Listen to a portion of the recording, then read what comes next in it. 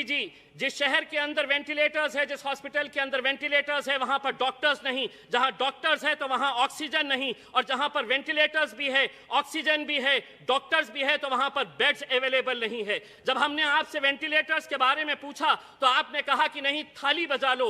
जब हमने आपसे पूछा कि डॉक्टर्स नहीं है, ऑक्सीजन नहीं है, तो आपने कहा कि दिया जला लो, अंधेरा कर लो। आज जब जीडीपी इतना गिर गया है तो हम सरकार की तरफ से एक फरमान सुनना चाह रहे हैं कि कब आएंगे वजीर आजम और ये ऐलान करेंगे कि अब सड़कों पर निकलो, ढोल बजाओ और ये ऐलान करो कि उठ जीडीपी, जिस तरह हमने ये कहा था कि गो कोरोना के नाम के ऊपर। 8 मई 2020 की वो सुबह मुझे आज भी याद है, जब सुबह मुझे फ़ोन आता है और ये जानकारी मिलती है कि 16 मजदूर जो मध्य प्रदेश जाना चाह रहे थे वो ट्रेन के नीचे आकर कुचल कर मर गए। मैं जब वहाँ पर उस जगह के ऊपर पहुँचा जहाँ पर ये मजदूरों की मौत हुई थी, तो वहाँ पर पुलिस वाले थे। मैंने कहा कि कितने लोगों की मौत हुई है, ये बॉडीज़ कहाँ पर, किस अस्पताल के अंदर ले जाया गया है। तो मुझे बताया गया है कि ये लाशें अभी भी वहीं पर पड़ी हुई है। लाशों का मतलब ये था कि छोटे छोटे गोश्त के टुकड़े वहाँ पर पुलिस वाले थैलों के अंदर भर रहे थे, ये हालत थी। उस दिन टेलीविज़न के ऊपर ये खबर चलाई गई कि एक्सीडेंट के अंदर 16 मजदूरों की मौत हो गई। लेकिन मैं उस दिन भी कहा था, एक बार फिर से आज यहाँ पर दोहराता हूँ कि वो एक्सीडेंट नहीं था बल्कि हत्या थी, और वो हत्या के जिम्मेदार हम सब लोग हैं जिन्होंने इन मजदूरों को सड़कों के ऊपर छोड़ दिया था। ये महज एक इत्तेफाक हो सकता है कि उसी दिन अखबार के अंदर ये खबर आई थी कि विदेशों में रहने वाले जो भारतीय हैं उनके लिए विशेष प्लेन चलाए जाएंगे।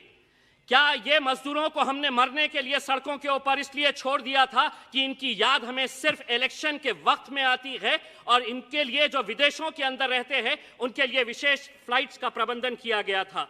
अध्यक्ष महोदय, मैं मंत्री जी से पूछना चाहता हूं, आज 6 महीने के बाद क्या हिंदुस्तान का एक भी शहर ये दावा करके कह सकता है कि हमारे पास आज पूरे वेंटिलेटर्स है, हमारा मेडिकल इंफ्रास्ट्रक्चर पूरी तरह से सक्षम है? आज भी मंत्री जी, जिस शहर के अंदर वेंटिलेटर्स है, जिस हॉस्पिटल के अंदर वेंटिलेटर्स है, वहां पर डॉक्टर्स नहीं, जहां डॉक्टर्स है तो वहां ऑक्सीजन नहीं, और जहां पर वेंटिलेटर्स भी है, ऑक्सीजन भी है, डॉक्टर्स भी है, तो वहां पर बेड्स अवेलेबल नहीं है। जब हमने आपसे वेंटिलेटर्स के बारे में पूछा तो आपने कहा कि नहीं, थाली बजा लो। जब हमने आपसे पूछा कि डॉक्टर्स नहीं है, ऑक्सीजन नहीं है, तो आपने कहा कि दिया जला लो, अंधेरा कर लो। आज जब जीडीपी इतना गिर गया है तो हम सरकार की तरफ से एक फरमान सुनना चाह रहे हैं कि कब आएंगे वजीर आजम और ये ऐलान करेंगे कि अब सड़कों पर निकलो, ढोल बजाओ और ये ऐलान करो कि उठ जीडीपी, जिस तरह हमने ये कहा था कि गो कोरोना के नाम के ऊपर। हमने अपना मजाक पूरे मुल्क में नहीं बल्कि पूरी दुनिया के सामने ये किया था। आज चाइना के अंदर इस बीमारी का जन्म हुआ, इटली, ब्राजील, स्पेन के अंदर ये पली बड़ी, जैसे ही भारत के अंदर आई तो ये हिंदू और मुसलमान का शक्ल इख्तियार कर ली। बड़ा अफसोस होता है मंत्री जी हमें, जब इस सदन के अंदर बैठे हुए एक सांसद ये कहते हैं कि ये बीमारी इस देश के अंदर फैली तो तबलीगी जमात की वजह से फैली। अगर कसूरवार कोई था तो उसके ऊपर आपकी सरकार है, आप लीजिए उसके ऊपर कार्रवाई। लेकिन इस तरह ऐसे मौके के ऊपर जब लोगों की जानें जा रही थी, उस वक्त हम हिंदू मुसलमान कर रहे थे। सारे टेलीविजन चैनल के ऊपर यह दिखाया जा रहा था कि यह बीमारी हिंदुस्तान के अंदर फैली है तो एक तबलीगी जमात की वजह से फैली है। अगर किसी की तरफ से कोई गलती थी तो आप बोलिए, आपकी सरकार है। लेकिन हम आपको ये कहना चाहते हैं मंत्री जी, प्लीज कंक्लूड। एक 2 मिनट। अध्यक्ष महोदय, आज हमें मालूम है कि संकट गहरा हुआ है।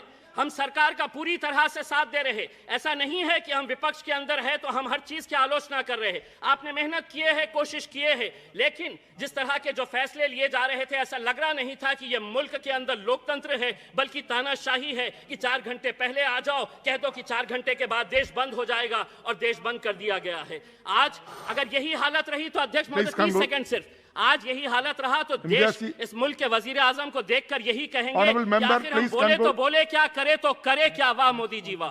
जनहित से जुड़ी चुनिंदा खबरों को जानने के लिए सब्सक्राइब करें शिवना न्यूज को और बेल आइकन को दबाना ना भूलें। वीडियो पसंद आने पर लाइक, शेयर और कमेंट करना ना भूलें।